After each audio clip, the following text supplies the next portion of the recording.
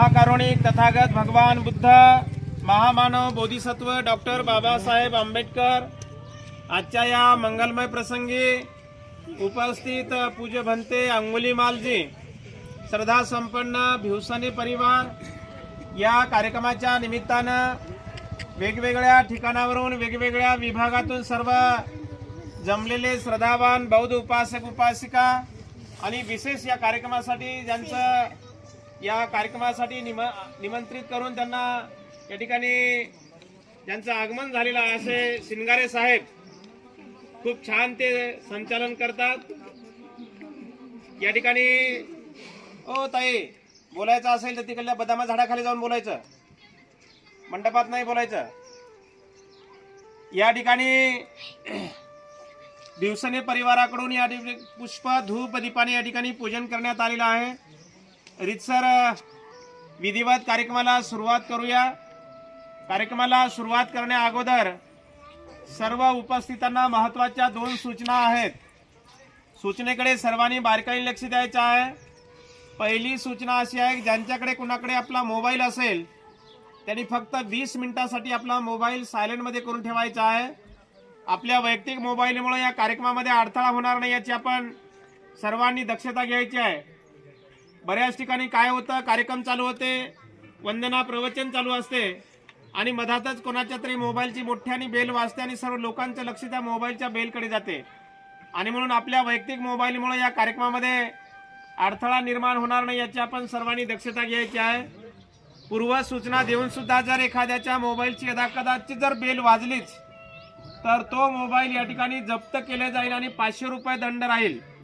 500 रुपये दंड भरण्याची वेळ आणि मोबाईल जप्तीची वेळ आपल्यावर येऊ नये म्हणून आपापल्या मोबाईलची खबरदारी आपण घ्यायची आहे। दुसरी सूचना अशी आहे की हा कार्यक्रम बौद्ध धम्माच्या विनयाला अनुसरून 2 बौद्ध भिक्खूंच्या हस्ते हा विधी संपन्न होत असताना हा कार्यक्रम पूर्णतः पार पाडेपर्यंत कुणीही आपसामध्ये बोलायचं नाही। ज्यांना गपचूप राहणं जमत नाही, ज्यांना जास्त बोलायची सवय आहे त्यांनी सावकाश आपल्या जागेवर उठायचं। समोर बघा लिंबाचे झाड आहे, 2 बदामाचं झाड आहे, थंडीगार सावली आहे, त्या झाडाखाली जाऊन खुशाल गप्पा मारायच्या। परंतु इथे कार्यक्रम चालू असताना कोणीही आपसामध्ये बोलायचं नाही। त्या महत्त्वाच्या 2 सूचना आपल्या सर्वांसाठी होत्या। सर्वांनी हात जोडावा, असे हात जोडावे। असे काही लोक असे हात जोडतात, असे खाली मांडीवर सोडून देतात, जसं काही हातामध्ये जीव नाही राहिला, जसं काय हात गळून गेले जसं काही, आणि असे छातीशी हात जोडायचे आणि शांत चित्ताने एकाग्र चित्ताने मी म्हणतो त्याप्रमाणे आपण सर्वांनी बोलावं। अरहं सम्मा संबुद्ध। तुम्ही सर्वजण खूप छान बोललात पण आवाज लयच बारीक निघला, जरा मोठ्याने बोला जरा। अरहं सम्मा संबुद्ध भगवा बुद्धं भगवन्तं अभिवादेमि। वंदन करा।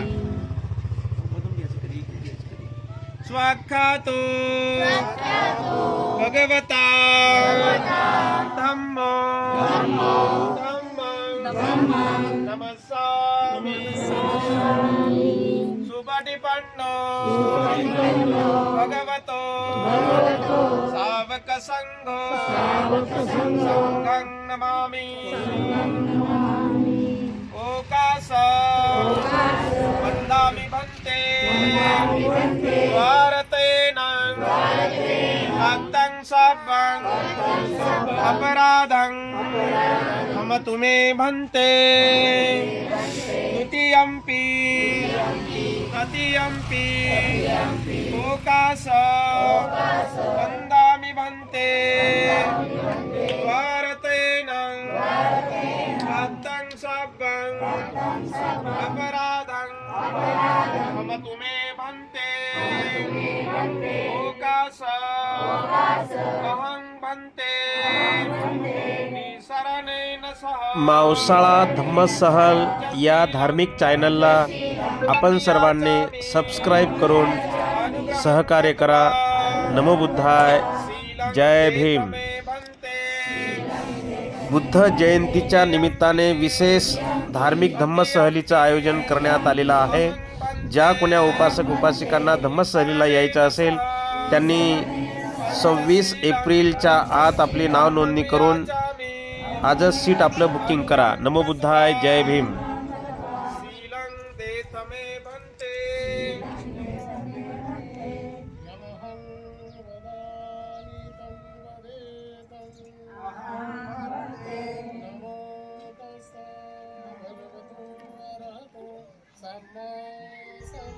मावसाळा धम्मसहल या धार्मिक चॅनलला आपण सर्वांनी सबस्क्राईब करून व्हिडिओला लाईक व जास्तीत जास्त शेअर करा. नमो बुद्धाय. बुद्ध जयंतीच्या निमित्ताने विशेष धार्मिक धम्मसहल निघत आहे. आजच आपलं सीट बुकिंग करा.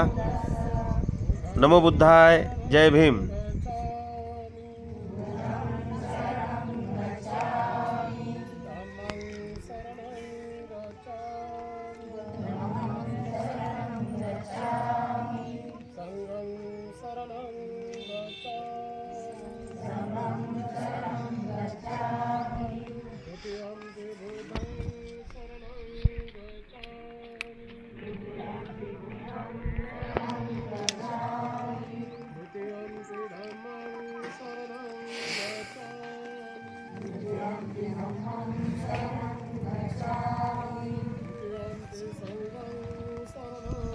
प्रत्येक उपासक उपासिकांनी धम्म चळवळ गतिमान करण्यासाठी, बाबासाहेबांच्या कार्याला पुढे नेण्यासाठी आणि प्रत्येकांना बौद्ध इतिहास, भगवंताचा इतिहास माहीत होण्यासाठी या धार्मिक चॅनलला आपण सर्वांनी सबस्क्राईब करा. व्हिडिओला लाईक व जास्तीत जास्त शेअर करा. नमो बुद्धाय. जय भीम.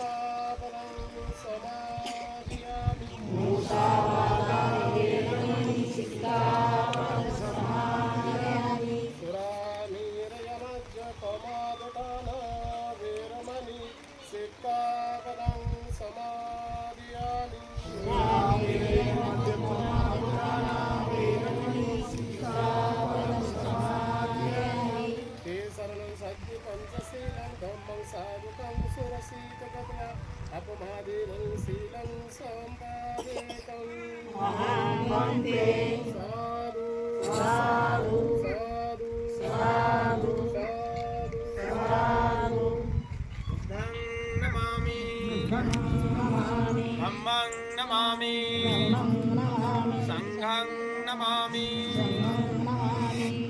यानंतर या ठिकाणी कारण खरं तर कार्यक्रमाला बराच वेळ झालेला आहे. वेळेचं भान ठेवून आणि तुम्हाला सर्वांचा विचार करून या ठिकाणी पुढील पूजापाठ वंदना तिरिक्त वंदना आपण या ठिकाणी थोडीशी थांबूया आणि कार्यक्रमाला लगेचच आपण सुरुवात करूया. कारण आता मला वाटतं जवळजवळ 1:30-2 वाजत आहेत. सर्व उपासकांचं भोजन बाकी आहे लक्षामध्ये आणि वेळ बराच झालेला आहे. यानंतर बुद्धगयेला आलेल्या या ठिकाणी पाऊस येत नाही. हे तुमचं स्वागत. तुम्ही बुद्धगयेला आलात ना आणि हे कार्यक्रम बघा एवढ्यापर्यंत ऊन होतं आणि त्या उन्हामुळं आम्ही असा विचार केला की या उन्हामध्ये कार्यक्रम कसा घ्यायचा. पाऊस तुम्हाला धोधो काही पाऊस पडणार नाही. हे तुमचं स्वागत करत आहे. निसर्ग तुमचं स्वागत करत आहे बुद्ध घेऊन आल्यामुळं. आणि म्हणून हा निसर्ग तुमच्यावर फुलांचा वर्षाव करण्याऐवजी पावसाचा वर्षाव करत आहे तुमच्यावर. लक्षामध्ये बघा गेला पाऊस. निसर्गाला आनंद झाला. अजिबात पाऊस तुम्हाला त्रास देणार नाही. फक्त जे उपासक बुद्धगयेला गेले होते या हिवरा गावातून आमचे कैलासराव भिवसने आणि त्यांच्या धर्मपत्नी बौद्ध उपासिका भिवसने आई आणि त्यांच्या सोबत या ठिकाणचे जवळपास 7-8 जण होते. या ठिकाणचे गाडी करूनच मावसाळ्याला आले होते आणि म्हणून हे 7-8 उपासक या ठिकाणी आणि आमचे भिवसने बाबा आणि भिवसने आई या सर्वांना या ठिकाणी सूचना आहे की आपण या धम्मसहलीमध्ये सहभागी झालात. या धम्मसहलीच्या निमित्तानं या ठिकाणी आपलं मनोगत या ठिकाणी व्यक्त करायचं आहे. मी कैलासरावजी भिवसने बाबांना या ठिकाणी सूचना करतो की आपण समोर स्टेजवरती यावं आणि आपलं मनोगत या ठिकाणी व्यक्त करावं. कैलासरावजी भिवसने बाबा कधी स्टेजवर बोलले नाही, 4 लोकांसमोर कधी बोलले नाही आणि 4 लोकांसमोर बोलणं एवढं सोपं नाही बरं. असं खाली मांडी घालून ते 100 लोकांना बोलतील. ते खाली मांडी घालून आहे ना 100 लोकांना आटपणार नाहीत ते. पण असं उभं राहून 4 लोकांसमोर बोलायचं म्हणजे लय कठीण आहे. तर बाबा काय बोलतात ते बघा, ते त्यांचा टूरचा अनुभव सांगतात. मागच्या महिन्यामध्ये धम्मसहल आमची 15 तारखेला निघाली होती आणि आमचा मेळ झाला सिल्लोड, पुणा आणि हिवरा. आम्ही चालते झालो धम्मसहलला आणि आमची भेट झाली सिल्लोडला. आम्ही सर्वजण एकत्रित मिळालो आणि धम्मसहलला सुरू झाले आणि आमची इतकी सोय ठेवली की अशी आईवडील ठेवणार नाही. आम्हाला राहायची व्यवस्था, रजाया, गाद्या, सगळं काही भोजन दान आपलं महाराष्ट्राकडेच होतं बरं का. काही चिंता नाही, फक्त आपल्याला पाणी सोय झाली म्हणून आपलं थोडंफार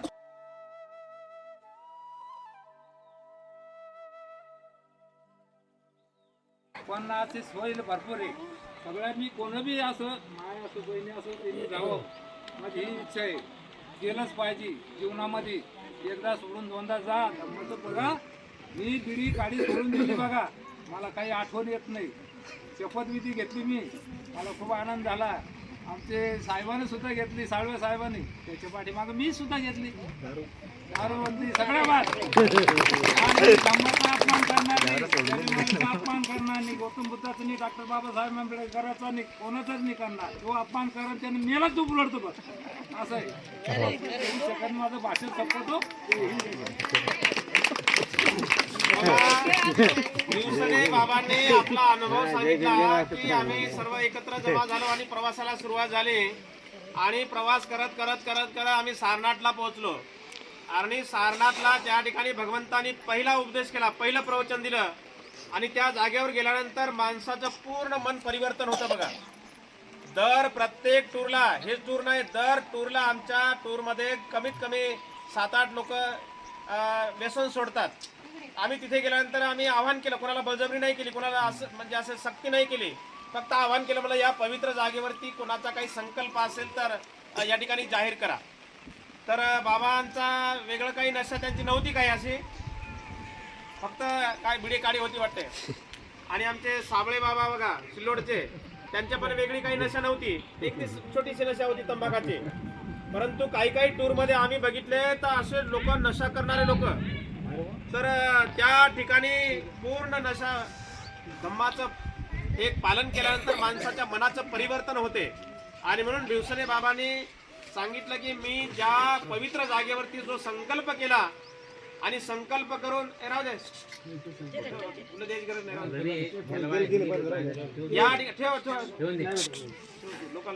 या ठिकाणी बाबांनी असा सर्वांसमोर जाहीर केलं की मी जो संकल्प केला, ज्या पवित्र स्थळावरती मी शपथ घेतली, ती शपथ मी कधी तुटू देणार नाही.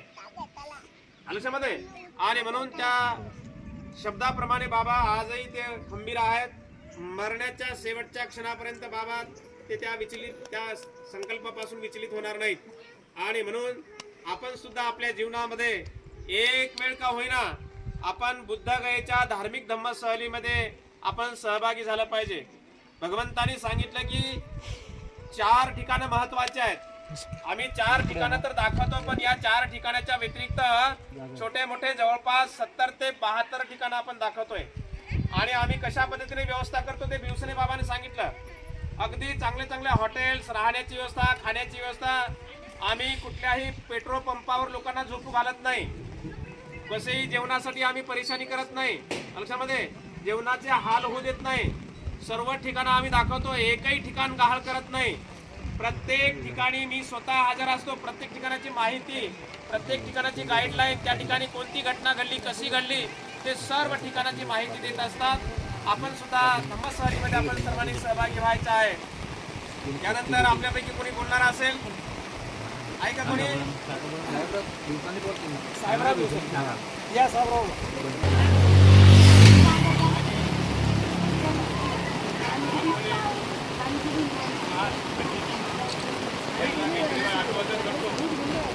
आणि